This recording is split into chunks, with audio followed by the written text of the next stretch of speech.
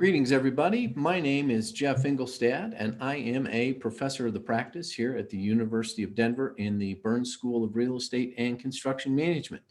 And as a professor of the practice, I am supposed to keep one foot firmly planted in the industry. And so what I want to talk to you about today is something that I'm working on currently, which is a low income housing tax credit development for seniors. So just want to talk to you just a little bit about this, just kind of for fun, if nothing else. It's like LHTC development. LHTC stands for Low Income Housing Tax Credit.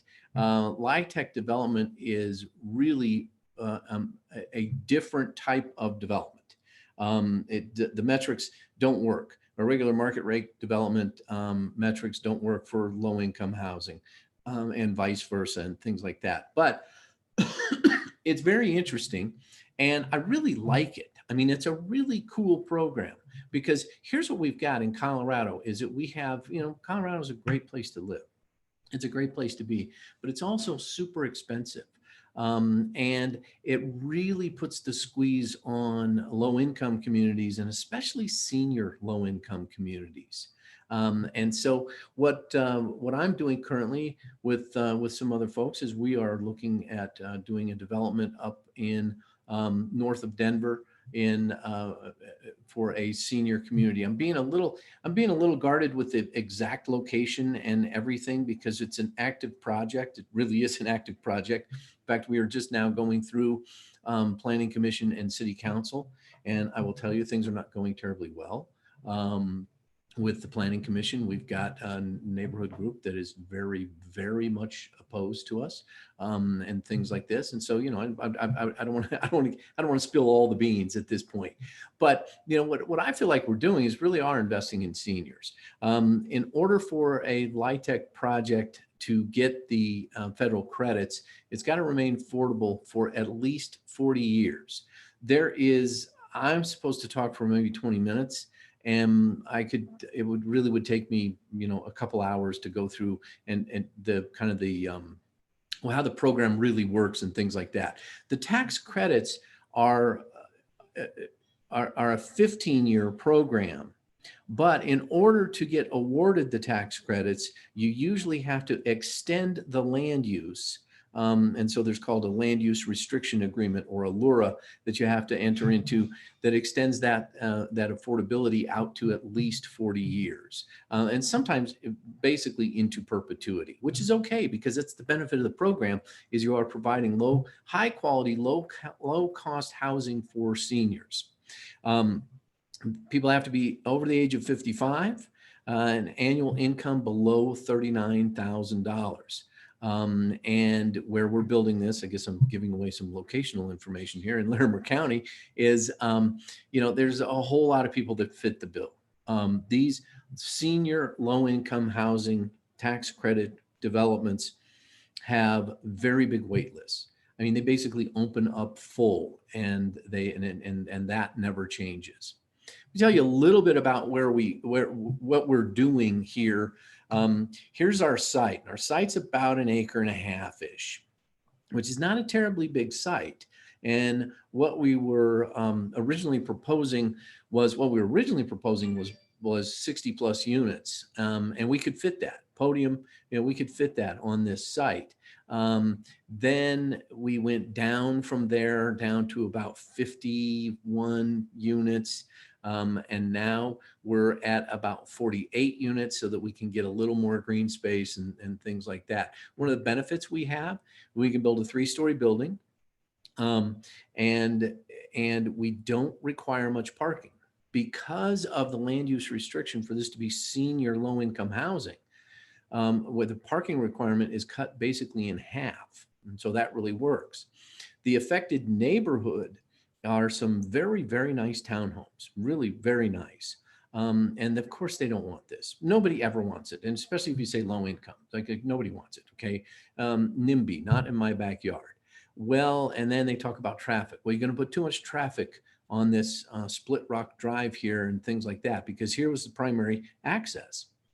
Well, we solved that problem by negotiating with the landowner over here to have our primary access be over on this bigger road, Carlisle, and then looping through our property here and having this be just an emergency access with bollards and everything. And so the argument of you're going to have a bunch of people driving down this street doesn't hold up anymore, right? And so that was a good thing, and that is part of what we learned and part of what we negotiated when we started talking to the neighbors over a year ago on this project. These projects also take a really long time. Building height. The current code, what is approved on the site is retail with a little bit of residential. And what we're trying to do is basically build about the same mass, maybe just a little bit more in terms of mass, but all residential, right? And so the site, the reason I was attracted to the site in the first place is that I look at myself as a land packager. I want to buy a site. I want to acquire a site that is not zoned correctly, so that I can change the use and change the entitlements and then do something with it, right? And this was mostly retail, and it's not a terribly good retail site. Now there's retail right here. There's a coffee shop right there with a drive-through and everything, and that's okay. But this site here, because of the challenged access, is really a poor retail site, in my opinion. And that's why it's been sitting there for, a very long time. So anyway, we'll be able to build this thing and maintain that 40-foot height restriction. Some other things I wanted to show you here. I just pulled out a couple slides that we were doing with the Planning Commission. Is the big argument, which is, it becomes an unsaid argument when you're dealing with a homeowner group, with a NIMBY group, is that they think that a low-income project is going to destroy their property values. That's always the big argument. They don't want to admit it. They don't want to say it, but that's what they're thinking, right? In the first meeting, when they're honest, that's what they say. They're like, "Oh, you can't do this. It's gonna be the end of all good things." And there's been study after study that show there's really no conclusive evidence that being near a proximate to a low-income project, that it's going to destroy your property values. In fact, there's a lot of them say just the opposite. And this, by the way, is a senior project. And so, it's got completely different dynamics as far as that goes as well. So anyway, that's kind of the big thing that you're up against as a developer. One of the things you're always up against as a developer is you're changing the status quo. And people don't like that. People are like, we like it the way it is. It's a field. We like that field. It's like, well, that's not it's not really sustainable. I mean, this needs to be developed, and it needs to be developed into something that will fit with the scale of the rest of the development around there, and will fit with the needs of the city, and will fit within the comprehensive plan document of the city and things like that. And if you don't want anything to go up next to you, I guess you have to protect your flank and buy the ground yourself or something, but that's kind of the way it goes. Let me tell you a little bit about how LIHTC works. This was born out of the Reagan administration in the 1986 Tax Reform Act. And the idea was we need high quality, low income housing. And the idea was it would give a tax credit to investors for this low income housing. And it's a dollar for dollar credit. And so you buy tax credits, and who buys the tax credits are going to be the banks under their Community Reinvestment Act. So it was all set in motion, not on purpose. First, in 1977, you've got the Community Reinvestment Act, which says, hey, you're a local bank. You need to be reinvesting in your local community. You can't just take all your proceeds and invest them in New York or something like this. And so what are you going to do? You're going to have bake sales. How are you going to really do this? And the banks really struggled with it. Well, along comes the LIHTC program. And this was a way for banks to be able to invest their CRA funds in the local community. And it was easy for them. It was easy for them to do it. It was an easy vehicle, and it was a tremendous need. And so that's the idea about banks investing in LIHTC. What I want to show you is kind of the way it works as a financing mechanism.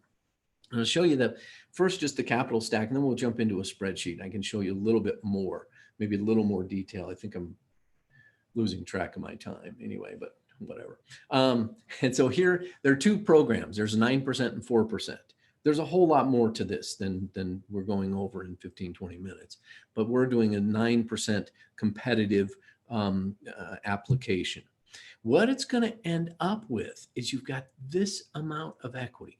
Look at that. There's your equity, and here's your debt. And so totally flipped.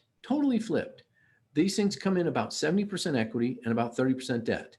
Usually a project would come in about the opposite of that, about 70% debt and 30% equity. Now, the other thing about this is your equity partner who came with all this money, they don't want it back. They don't need it back. Their benefit is in the tax credit. This is your big tax credit equity, this green piece right here. That is like having a partner that is putting in this much capital into your project and does not require return. 9.9 million out of this $16 million kind of hypothetical stack here.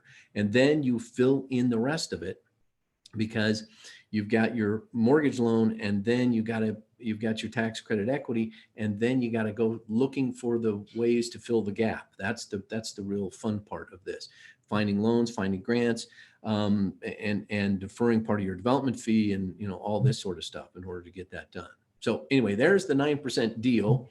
I want to show you that in a spreadsheet. Because for those of you who know me, I like spreadsheets. And for those of you who have not met yet, you will soon learn that I love spreadsheets. It's like everything is a spreadsheet. I communicate better with spreadsheets than I do with PowerPoint. And so let's take a look at this real quick. I'm going to go through this. I'm going to go through this super fast. But and if anybody's interested in more of this, I'm happy to meet with you offline, whatever. But here is just an example. And again, it's a 9% conventionally financed LIHTC deal. And we are going to pay $2 million for some land. And then we're going to have our construction hard costs and our soft costs. And some of the things are eligible and some things are ineligible as far as our LIHTC basis.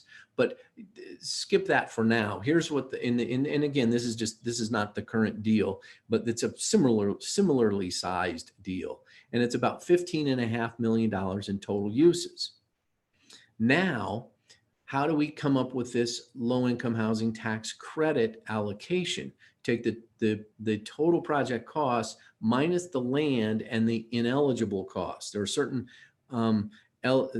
certain things that are not eligible. And I have some, I have a list of them somewhere, but anyway, there's certain things that you cannot get reimbursed with the credit. So we've got an eligible basis of $12 million. And then if we were in a difficult to develop area or a qualified census tract, QCT, DDA, and then you could maybe get something called basis boost, which would go up, take this 100 to 130%, which would mean that would increase your qualified basis, which would increase your annual tax credit. But anyway, we'll dispense with that for now and say we've got $12 million of basis times 9% is our $1 million roughly annual tax credit. We can sell that at maybe 92 cents on the dollar.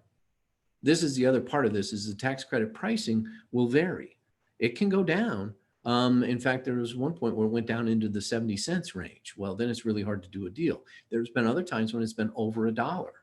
It's like banks will pay $1.05 for $1 worth of credit. Well, why do they do that? Because they really need the credit at that point, right? But, kind of a normal market, 92 to 96 cents on the dollar. And so think about it, it's not that great of an investment, but that's why the banks are doing it. And that produces a tax credit of about $1 million, multiply it by 10, because that's the term, that's the tax credit term. The restriction has to be at least 15. And we said, it's going to be 40, but the term is 10 years. So you take your $1 million times 10, you get $10 million. There's your tax credit equity, right? So there's your tax credit equity. And then these are basis soft costs, and these are non-basis. So these are things that you don't get to count. Some underwriting, some credit enhancements, bond consultants, things like that. You spend money on those things, you don't get to recover that in the tax credit. Now let's take a look and see how it works. Start to look like a regular real estate deal. You've got your $15.5 million total project costs. We've got 75 units in this case, and let's say they're all affordable. And we then run through a mix. We are going to rent some of our units to people that make as much as 80% of the AMI, the area median income. We're also going to rent some of our units to people who only make 20 or 40% of the area median income. And the bulk of our rents will be right in here, the 60s and 50s. And so that if the area median income is, $75,000, well, then, we're looking at people that make a lot less than that in order to qualify to live here. Where else do I want to go with this? Some of that gets a little more complicated than we care about. And so now here's all of our rents, our LIHTC rents, and we add them all up. And so we've got a total monthly rent of $77,000, and we'll say we'll have a 7% stabilized vacancy. Now it really is going to start looking like a real estate deal. Here's our potential income of less than $1 million. Remember, this is a $15 million program. That doesn't seem like that makes much sense. Minus the vacancy is our effective income, minus the expenses and the reserves gets us our net operating income of $287,000. So $287,000 on 15 million would be a really lousy cap rate. $287,000 net operating income divided by your total project cost of $15.5 million is less than a 2% cap rate. Nobody in their right mind would ever do that, right? And so, but nobody is going to do that. We have this NOI that will support some type of a loan. If we use a 5.5% interest rate, 35-year amortization, and 1.2 debt coverage ratio, we end up with a mortgage amount of $3.7 million, which this NOI will support, right? So there's our first mortgage loan. Remember that capital stack. Then we have the tax credit equity of about 10 million. So we have in really round numbers, we have a $15 million deal. We have $10 million in tax credit equity, and we've got $3.7 million in the first mortgage. So we've got 13 million and we need 15.5. We've got a couple $1 million that we still have to come up with. Once we have the NOI and the annual debt service, then we'll have a little cash flow. So there will be a little cash flow on this. And that cash flow is going to go first to pay off the deferred developer fee, because the important piece of this is the sources and uses gap. There's our mortgage, there's our tax credit equity. And now what we got to do is we got to fill this up. We can get up to $10,000 per unit from the Division of Housing. That's usually the first place you're going to go to. You can get a city grant. Maybe we would get a city grant or something like this. Maybe we'd get a subordinate loan, a soft loan from an institution, something like that. Maybe we get so we get private loans, private grants, municipal loans, municipal grants, that sort of stuff to kind of fill this up. I see I've got a negative gap here, which I think is actually a good thing. So what if I make that 420? Yeah, I got a little bit of a negative gap there, but anyway, doesn't matter. The negative gap is not a problem. It's just warning that, it needs to be zero. You'd have to massage that number so that you get this down to zero. And then you can't defer more than half of your development fee. And when you defer half your development fee, you got to be able to pay that amount back by using 13 years of the cash flow, of the static cash flow. So anyway, that's what it looks like. It's super, super complicated. It is, it's also a beauty contest because it's a competitive program and you don't know if you're going to win. And so you go through and you tie up the land and you spend a bunch of money on entitlements. And then you go in through the CHAFA process and you spend a bunch of money on consultants and this, that, and the other thing, and you may not be approved. And if you're not approved, then maybe you start over and do it again next year. Or maybe you just lit a bunch of money on fire, and which is absolutely not fun. So try not to do that. I'm trying not to do that, but I'm not sure. It's touch and go right now on the current deal. So anyway, hopefully that's interesting. I think that's probably way more than you needed for 20 minutes. Maybe I'll try something else. I'll do something else. It might be a little bit easier to follow. But anyway, again, it's Jeff Ingolstadt. For those of you who I have not met, I'm definitely looking forward to that coming up this next quarter. So talk to you later. Bye-bye.